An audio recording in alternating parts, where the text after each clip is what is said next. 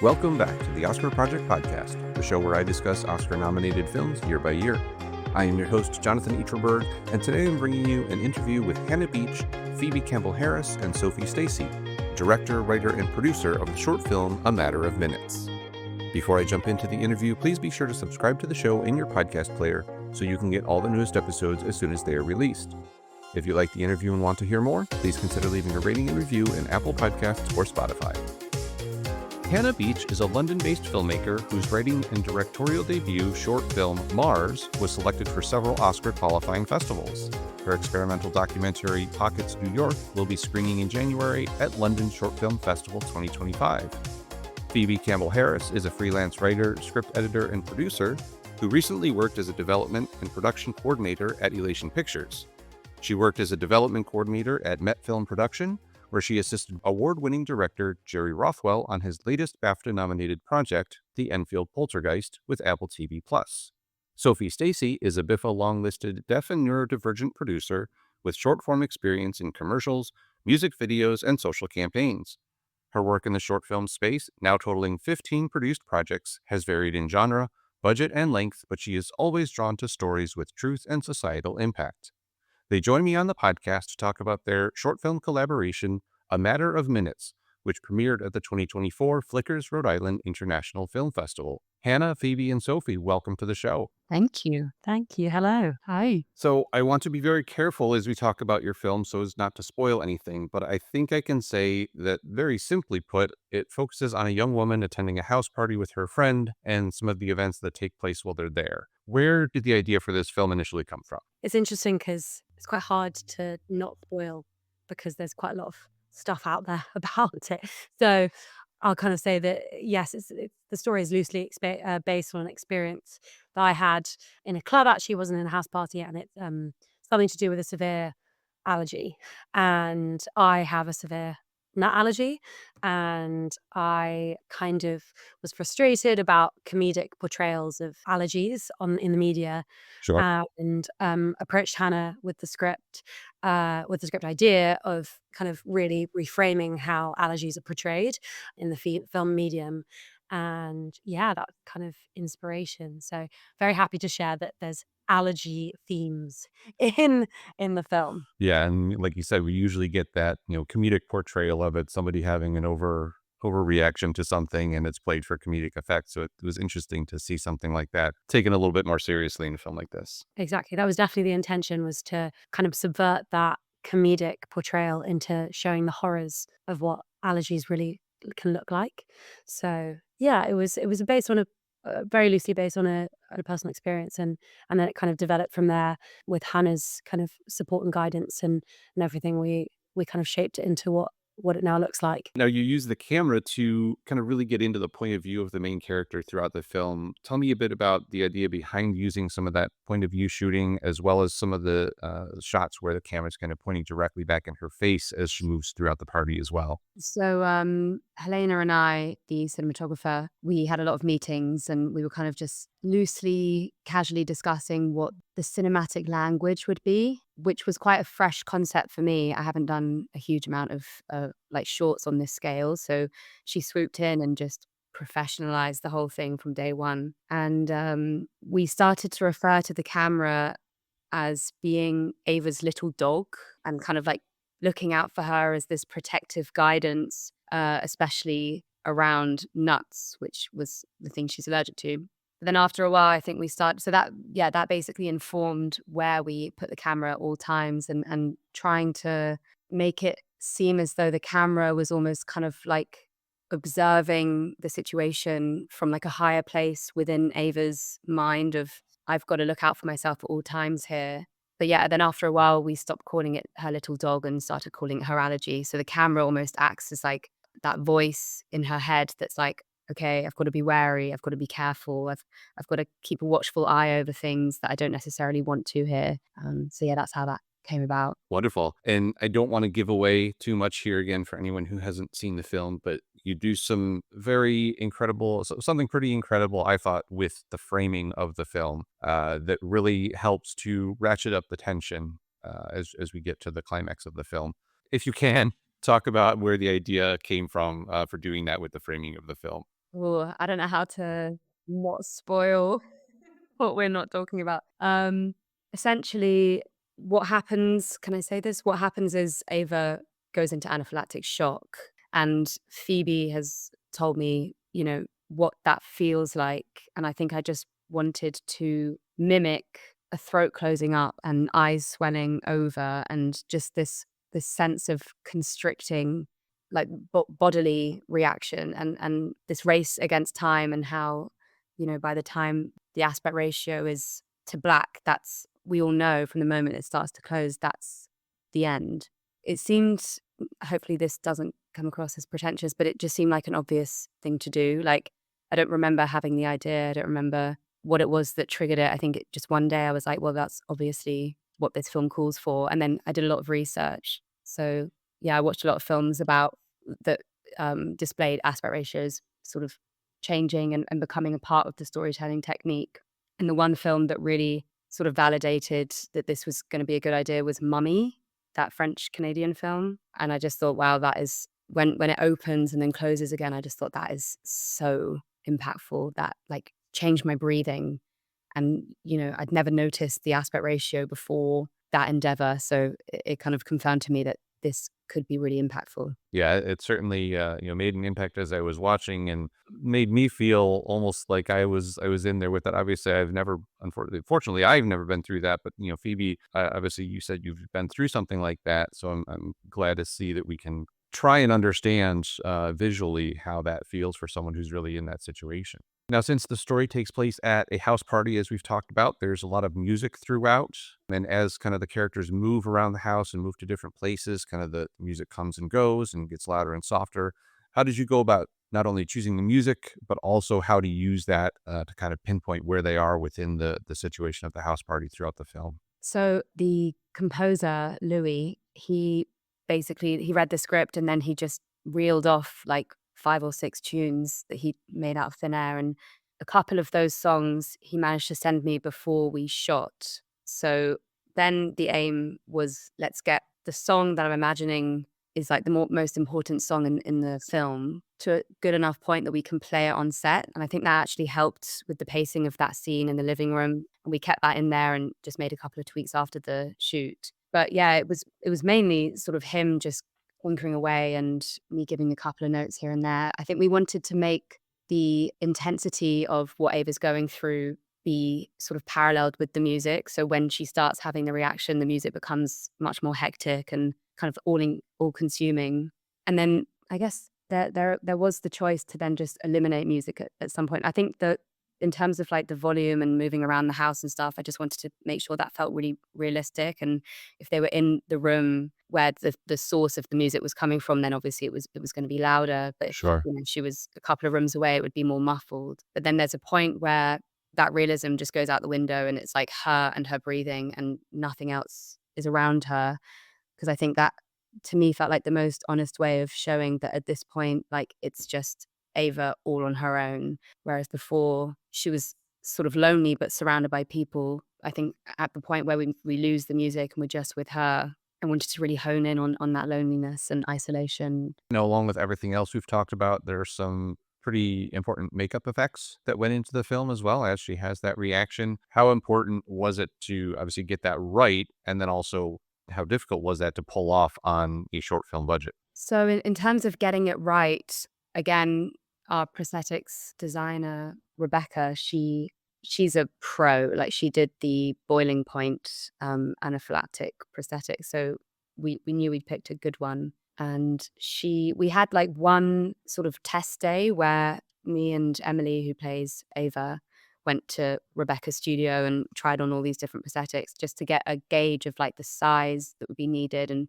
figure out the stages of the makeup, because it's like an ongoing kind of reaction. Right. I think in terms of budget, the quality of prosthetics and like the talent of Rebecca wasn't impacted at all. But maybe what was impacted was how the stages had to be a little bit more categoric than continuous.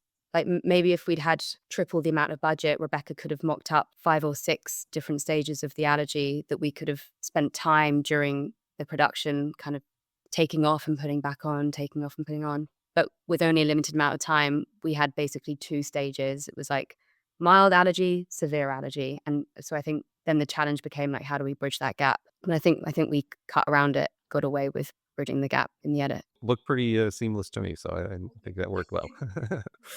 I know we talked about several aspects of the film, but what other challenges did you guys face on this production that we haven't touched on yet? Yeah, I mean, it's, it's always an interesting question. I mean, I think coming into a project like this, where it is coming from a very personal place, it's maintaining that realism, and but then also the fact that Phoebe has written something that has happened to her, and does continue to happen to her and others.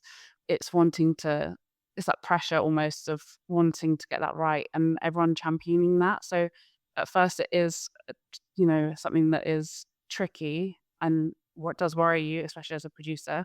But the more you then go on that journey, the more special the project then becomes, because you are working towards something that could actually make a difference. Yeah, there's always challenges about, if it's your story and it's something you want to get right, and what's kind of unfolded since has been amazing, because it's having kind of a reaction. It's having that's a wrong choice of words, but it's having it's actually being able to do something. But alongside that, I think a big challenge was just, it was a very tight. I mean, the 3 days were very, it was only shot in 3 days, with lots of actors, and I think to be working in such a tight and confined space, and also because it's a house party, it was filthy. Everything, it was it was chaos.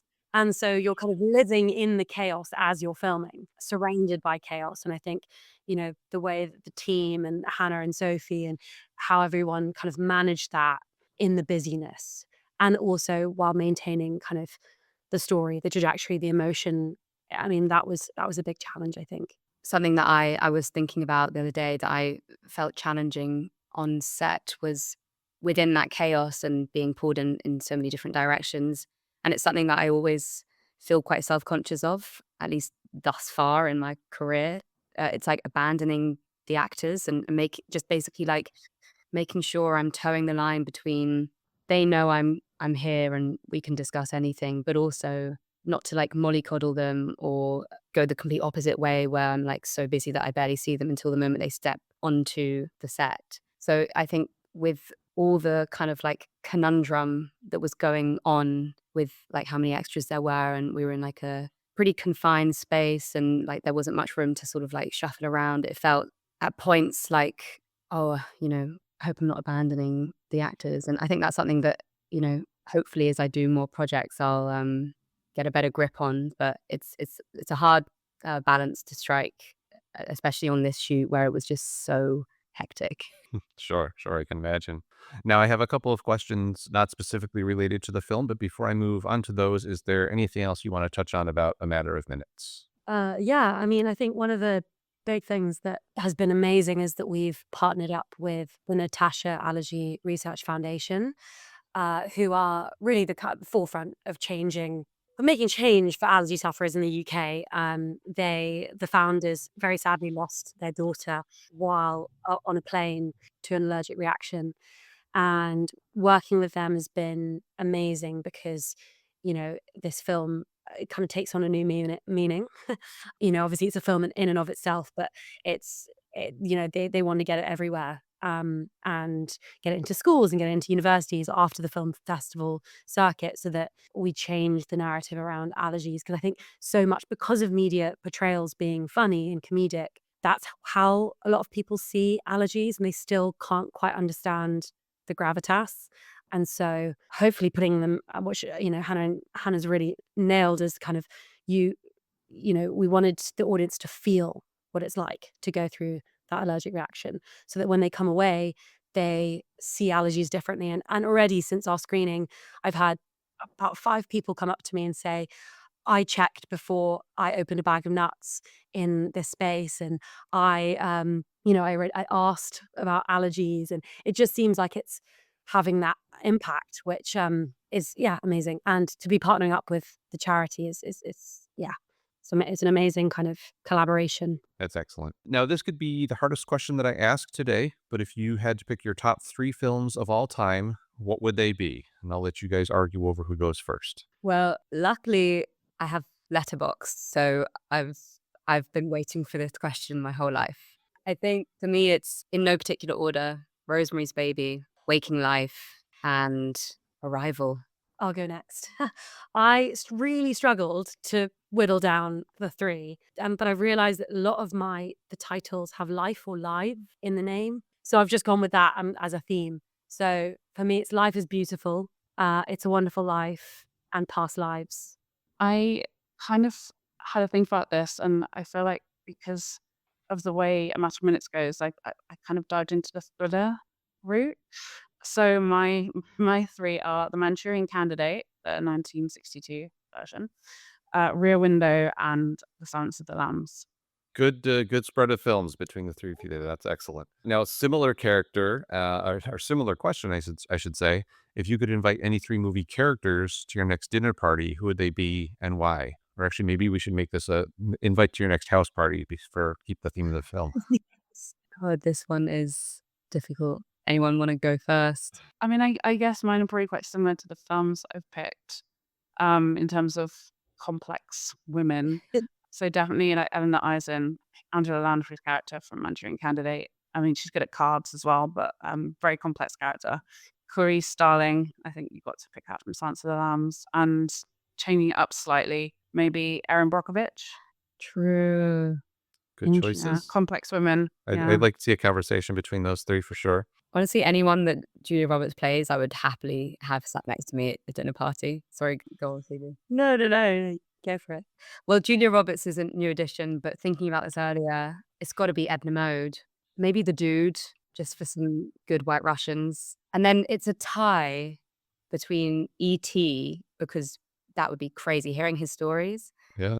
Or Yoda, just to add some philosophy in there. When the question came up, I just instantly thought of Andre from My Dinner with Andre.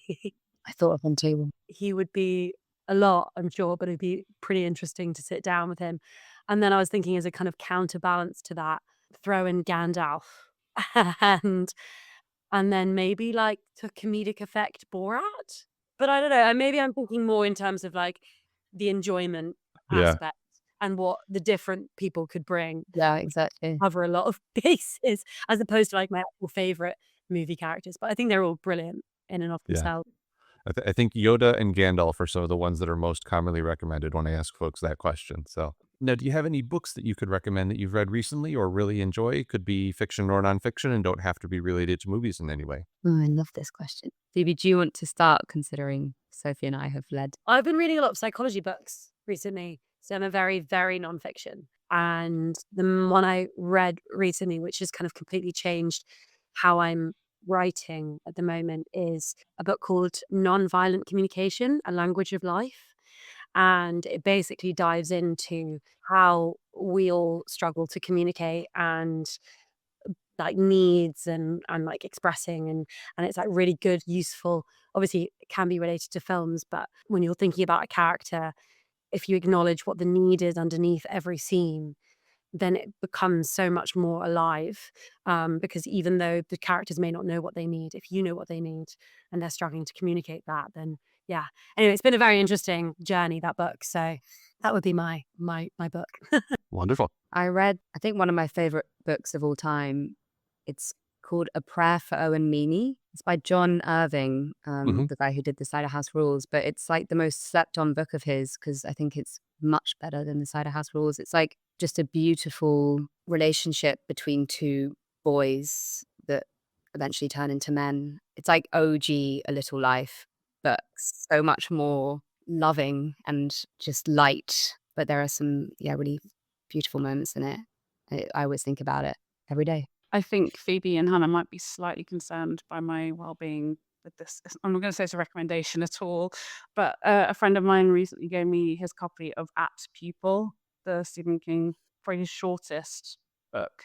And it's, I think, what I took away from that and just how haunting it was. And I watched it. I watched the film after reading the book, which was a bizarre experience. But that I mean, the Stephen King, I think, will always get under your skin, but that one especially did for me. You're in your thriller era, Sophie. I think I am, yeah. We need to talk. Very good. Well, we'll put some links to all those recommendations in the show notes so people can check them out if they haven't read them before. Lastly, before we wrap up here, do you have any other projects lined up that you're working on? And also, where can people follow each of you on social media so you can keep tabs on what you're up to? I need to check what my Instagram handle is. I always forget. Yeah, I mean, we're still very new on the journey. I think for the matter of minutes, we only started our festival journey in the very, very late summer, so we're just at the beginnings of that. So that's keeping us busy. But I know, I mean, I'm one of a few. I think I've shot about 4 short films since we shot this one. So, moving with those and some very early feature development as well, which is very exciting. But yeah, very, very keen to keep this project moving, especially with the charity partnership. It's really important, I think, for all of us to just keep that message. Excellent. Did you find us the Instagram, Hannah? Yeah, I did. It's Hannah __ beach __. I don't know why I did that to myself, but that's me. I'm working on a couple of shorts right now and a couple of features as well. Early stages, kind of like writing, developing. With one of the features, it's already been shot. I just didn't know it, but I was going through old footage the other day and was like, oh my God, this could be a feature. So more on that later. But as you mentioned, one of my experimental docs, if you could call it that, is playing in London in January at London Short Film Festival. So I'll be singing about that on my Instagram if anyone wants to go see it. Yeah, I also have a few shorts in development, and a main focus of mine is a TV series at the moment. So, and that's kind of taking up a lot of my mind, but it's all very exciting, and I'm just really hoping that, I think we're all really hoping that A Matter of Minutes kind of has an amazing festival run in 2025 and can help shift opinion as well as people enjoy, if that's the right word, the film. So it's exciting. It's the beginning, it feels. Wonderful. Well, thank you all so much for taking the time and sharing your film with me. Really appreciated you talking with me a bit about it and getting to learn a little bit more about what went into making A Matter of Minutes. Thank you so much for having us. Questions were great. Yeah, thanks, Jonathan. Thank you. Thank you again to my guests today, Hannah Beach, Phoebe Campbell-Harris, and Sophie Stacey. Keep an eye out for their short film, A Matter of Minutes, at a film festival near you. The Oscar Project podcast is written and produced by me, Jonathan Eacherberg, with editing assistance from Joshua Eacherberg. If you want more movie coverage, check out the Oscar Project online at theoscarproject.substack.com, and be sure to come back for my next episode where I will be discussing the 1928 film Tempest. Until then, I hope to see you at the movies.